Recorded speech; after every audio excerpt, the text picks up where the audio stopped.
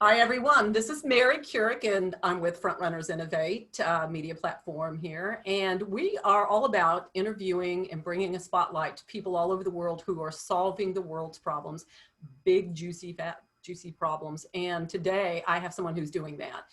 And he's doing it from all the way across the world from me. So Mario Regis, welcome. Thank you. I love the fact that you're in Switzerland. You're in Lausanne.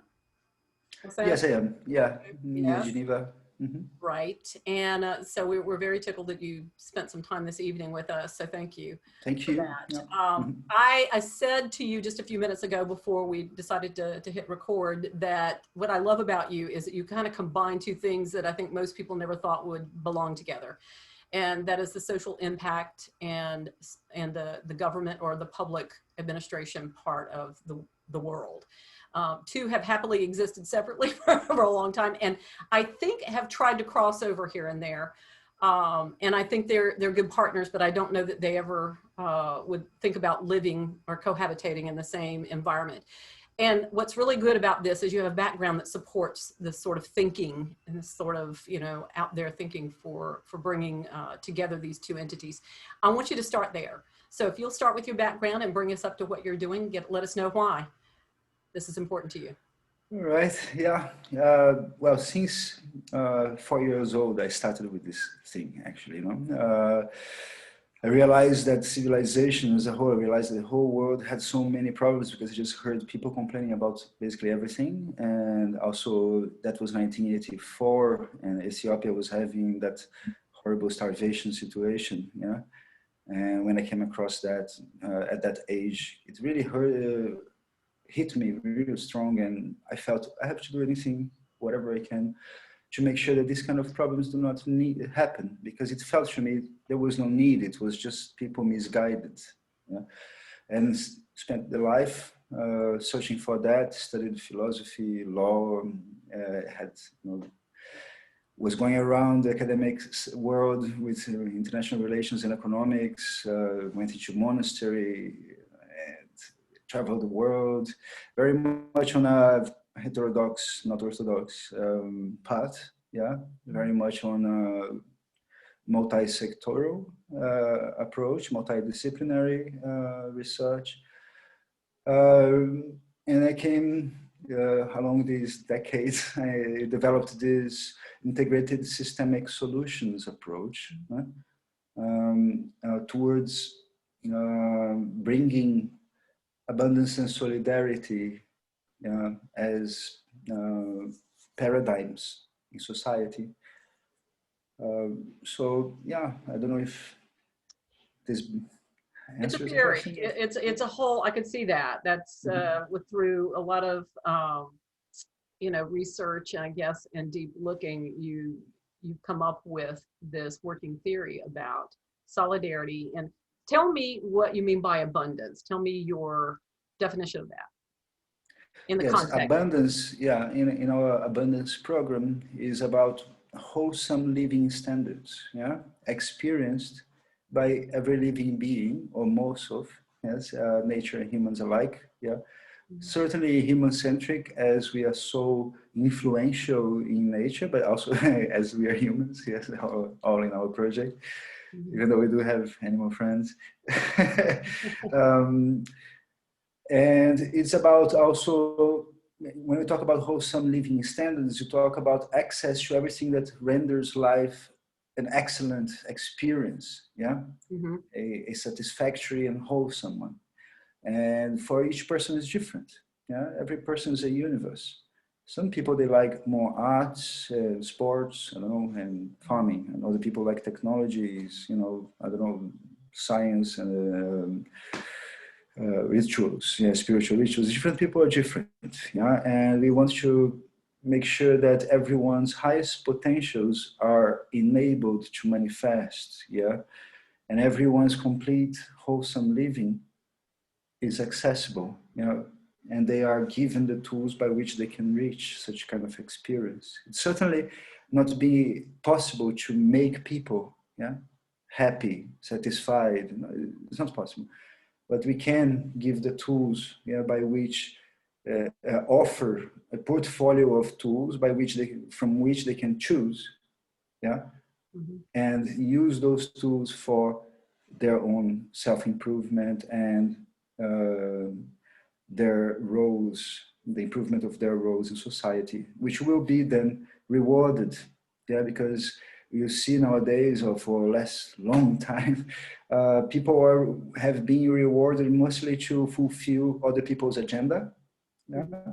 So that's like the employment kind of relationship, be it from slavery to a CEO. Yeah, you have this kind of methodology or approach or paradigm wherein economy is run via enterprises that are responding to individuals' interests, yeah, and serving those. Whereas in our approach, we also facilitate entrepreneurs, investors, yeah, decision makers, yeah, to realize the powerful benefits of enlightened interests, yeah, of understanding that when you bring win-win situations, all win situations, yeah, onto the game, and you are a key role player in that, you make it, you make it happen, then you have much more solid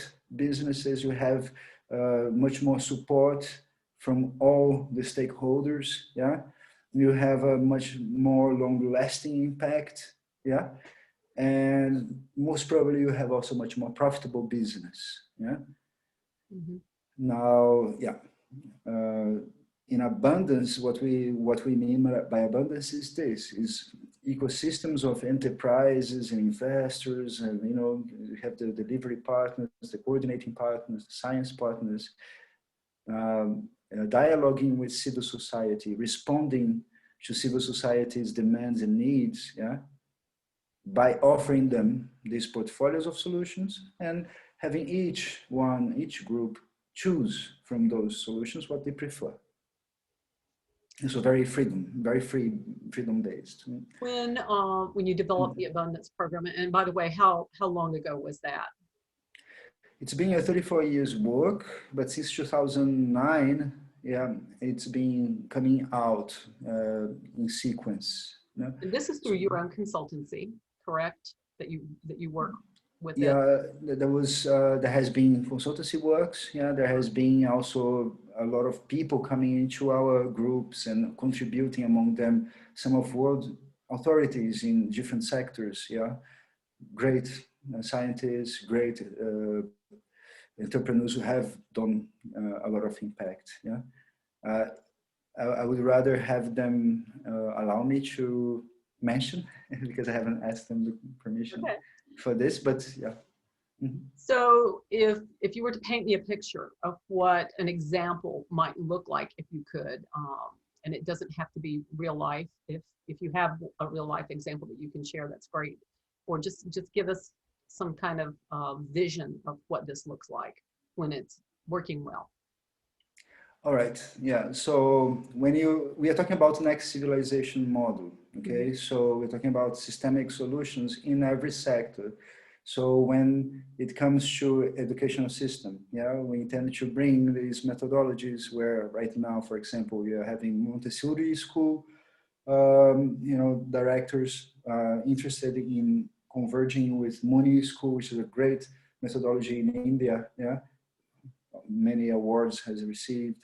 Yeah, to even though teach separately, also teach together in a way that in the fashion of same students having classes on contiguous schools, yeah, and teachers from both learning from each other's methodology, yeah, and we intend to continuously bring new methodologies and have this revamping of the educational system. So in the same way for every kind of system, be it economic, be it energy, be it food production, transportation, and so forth. So we do that in model towns, which we are right now on the process of weaving government investors and our delivery partners in few countries in Africa. yeah. Botswana and Kenya are quite advanced, and Mhm. Australia as well. Yeah, none of them yet have completed all the negotiations, but they're quite going very well. And we have a few other countries in line also waiting to have them prototyped. Yeah, so we're talking about eco-regions of abundance. Yeah, they're not even model towns. There are several neighborhoods. Another one's a town. Another one is just rural space and forest. And we integrate these eco-regions, yeah, by having ecosystems of impact businesses going around, yeah, that are not only businesses, you have also impact initiatives, be it public-private community initiatives, yeah, more towards, for example, recreational infrastructure, yeah. That is not a business necessarily, it can be a government park, yeah, square, yeah. But yeah, it can bring so much results and indicators to surrounding businesses, yeah, who being part of that public initiative, yeah, for the public good, yeah, already get so much more support and liquidity, yeah, from their services or goods, yeah, because their target customer base is much happier to be purchasing from them. Yeah, you know that the consumer market is getting more and more conscious. Yeah, more and more becoming a player. Yeah, on the decision-making processes of the world. Mhm. And the entrepreneurial class, that meaning the business class, is actually more teaming up with the consumer and with the science. Yeah, than with the say the previous, yeah, agendas that have proven, yeah, to not be sustainable, yeah, that if pursued further will just collapse everything including themselves. I could listen to that all day long. I think what this is the basis of this is really, this is a relationship development situation, because if you don't get those relationships in place, then you can't move forward with what you're talking about, because it does require people to collaborate and work Yes. together, correct? Okay. So abundance means you can't have it all by yourself. You really It need is to not be part of abundance. an ecosystem, right? Yes. Is that where the economic tripod fits in? Tell me, explain that part of it, because I read a little Yeah, about. economic tripod is the economic part of it. So as such, is a lot fintech intensive. Yeah, Mhm, very much. You have like a marketplace, a convergence mhm, multi-platform that unites investors, projects, and professionals. And mhm. you have a financial services ecosystem that is for ethical trade, investments, logistics. Yeah, and finance. And that will become this digital physical ecosystem, multi-currency e-wallets, yeah, that includes fiat, crypto, and our tokenized systems, among others. But this all will come out very soon. I think by the end of the third quarter this year, we'll be able to properly divulge this on a pre-launch basis. Right now, we are on the, how you say, incipient or um,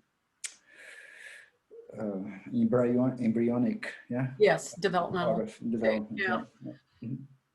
When you look at these different communities, whether that be in Africa or wherever it may be, who is to be the client if you are doing this? I mean, it sounds like this is in a pilot situation with those entities or those areas there. If it were to be a client situation, would it be the government that is your client in that case? Yeah, yeah. Well, yes and no, because yes, because our company is called Infinite Abundance Consultancy Services. All right. So what we do, we bring solutions providers, yeah, Mhm.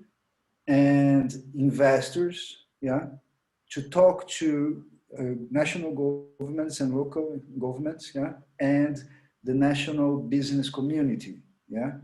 Yeah. So first we approach the national business community, we assess their interest, yeah, for such ecosystems, yeah, of impact businesses. When they have a go ahead, they are interested.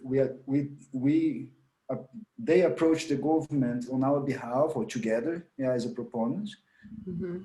And then we bring the investors, yeah, to talk to the national governments. His relationship is investors, finance minister, or yeah, to discuss how these investments go on, because they pertain also to national development plans. Yeah, usually we do reflect, first we assess what are the national development plans of that country, yeah, and then we adapt, yeah, our portfolio of solutions, of services to that reality. Yeah? So that's how we've been proceeding in each country. Right. I've been writing down names. This is what happens with me when people start talking and I start asking questions and I get answers, then names of people in my network start popping up that I think would be good. Tell me, and this is just for me talking to you from my perspective of what we do as an organization with education in places like Africa. That certainly has to be one of the topics, I would think, that Sure. issues that you guys deal with. When you get into a community like that, in the area of education, and when you were talking about, I'm just going to regress a minute, when you were talking about the outdoor spaces, it made me think of an interview I did a while back with a gal who did, I think it's called Wild Kita or Wild Kinder.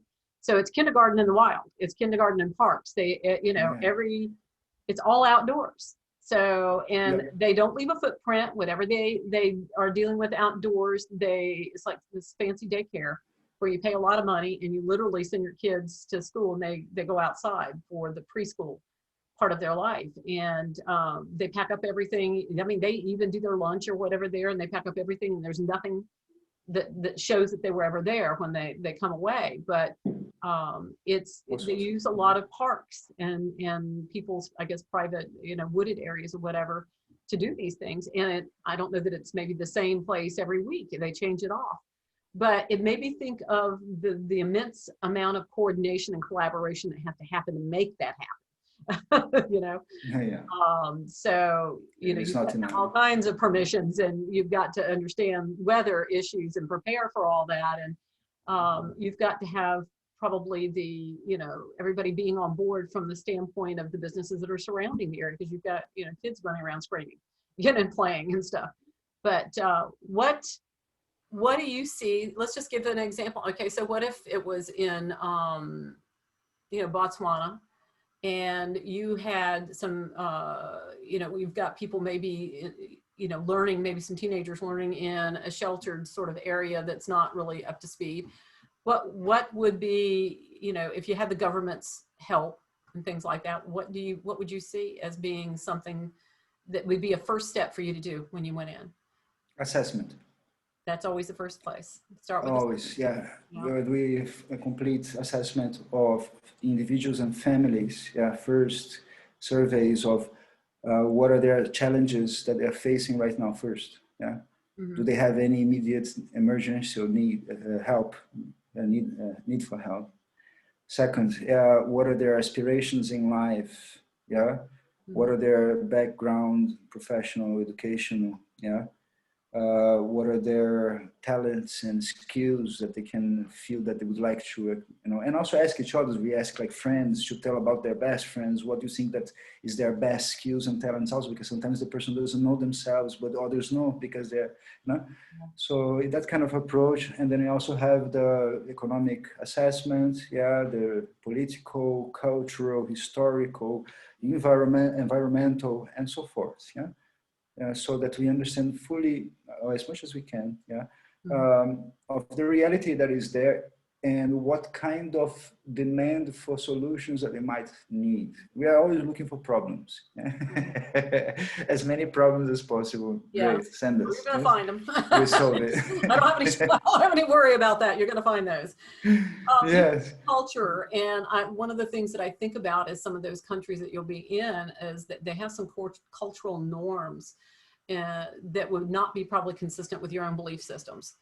I don't know how you get over that, but I know that you're probably going to run into that. So I just wonder how you look at servicing areas like that, where maybe whatever they see culturally from the standpoint of girls not going to school because they are on their menstrual cycle, and they're not allowed to go, or maybe girls are not allowed to go to this particular school, when they get to a certain age or whatever. So Yeah, we operate from the principle of whatever works best. Mm-hmm. Yeah, the path of least resistance. Yeah, kind of the Taoist, the Tao, the flow, the Zen. This kind of understanding that okay, something has to be done. Yes, it has. What has to be done? Yeah. Well, we have to open ourselves. Yeah, and let go of every prejudice and personal, determination that it should be like that. Yeah. To get somewhere, you've got to. Yeah. Yes, and then open ourselves and search for what are the best sources of answer to and on how we can help, either solving problems or improving situations. Yeah. And then, for example, there's a situation like you mentioned. Yeah, there's practices like not letting a girl go to school because she's on a menstrual period cycle. Uh, am I the one to answer? Certainly not. I'm not the expert on those situations. So definitely we would search around who are the ones who either have been really successful in finding, tackling, or those who have been on the forefront of developing possible solutions. Yeah, if there are none proven yet. Yeah, and continuously search for more. Yeah, so we do have also an IP app. Yeah, that is applied intellectual property. Yeah, which doesn't at all compete or take or play in the jurisdiction of the World Intellectual Property Organization.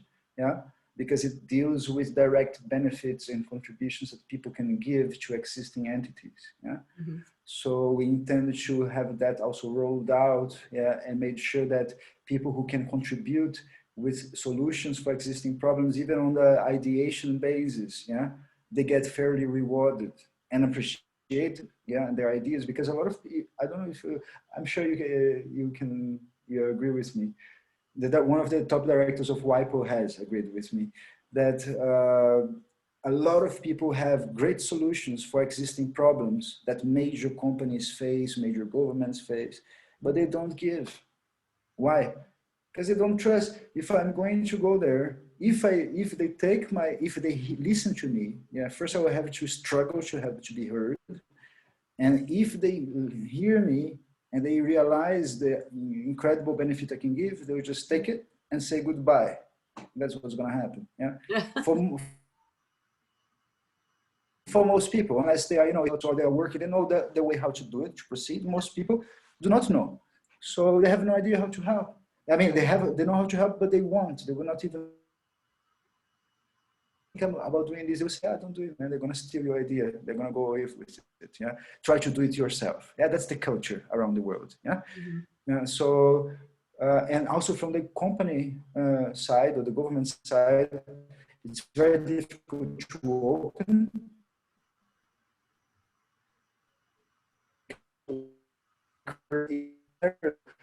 accepted, using it, getting out of any of it.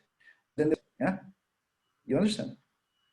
Yeah, we're having some technical difficulties right now, and that's all right. We can keep going because we got the gist of that. But okay. When you work with partners, and I'm sure you do because you probably need some in certain areas, what types of partnerships do you look for?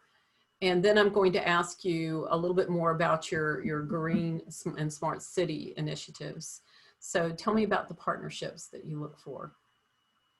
Yeah, we look for delivery partners, meaning those who are anyone who is delivering first-class solutions, or really efficient solutions in any sector. We're interested, especially on those systemic sectors. Yeah, food production, energy, water, wastewater, yeah, industry base, economy, politics, and so forth. Yeah. So we are always looking forward to partner and team up with more and more, because we want to also be always more and more ready to provide solutions that are in demand. Yeah? And then we want also to team up more and more with science partners. Yeah. Okay. Yeah, with those who are bringing the theoretical solutions and ideation and research, deep research, and with investment partners. those who want to invest on bringing the systemic positive change. Either, and then you want to play with model towns, we can bring that. Yeah, you want to play with economic system, making a new one, we are on that. Yeah, we are following Buckminster Fuller's instructional advice. Yeah, of if you want to change a system, you make another one and turn this one obsolete. Yeah, and then, so we want to do that in a parallel. We want to create this parallel system. Yeah. That is totally symbiotic with this one. It is not parasitical, it's symbiotic. Yeah? And it just allows for this present system to transcend itself by transitioning its processes, and adapting better paradigms. Yeah? So we want to do that by proving that those paradigms work, and the most desirable ones. And if ours are not, we want to change ourselves also. Yeah, that's why we follow the Halloween holocratic dynamics, always changing, whatever works best for everyone, Yeah. I think because I'm located in one of those areas that we always have to be concerned about catastrophic weather situations. I'm in a hurricane zone. And because I've been through Hurricane Florence and a couple of them that have been really bad, and I've been on the inside of the Red Cross situation where they were managing a shelter, and I've seen the good, bad, and the ugly of all of that.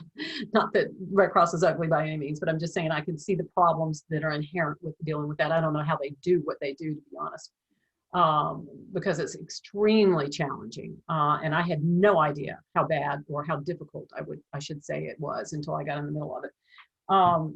I can see how in those countries that are torn with having so many of those types of catastrophic tsunamis in the Philippines. Oh my goodness.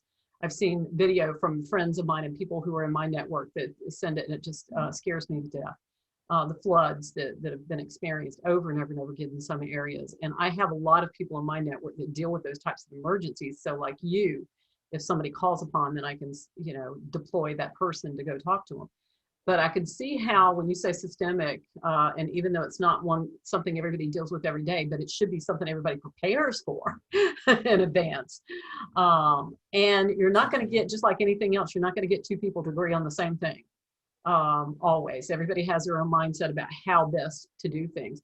But at some point in this world, we're going to have to come up with some solutions that are workable for whatever cultures and communities that are out there, enough of them that they get the fact that, you do have to prepare for this.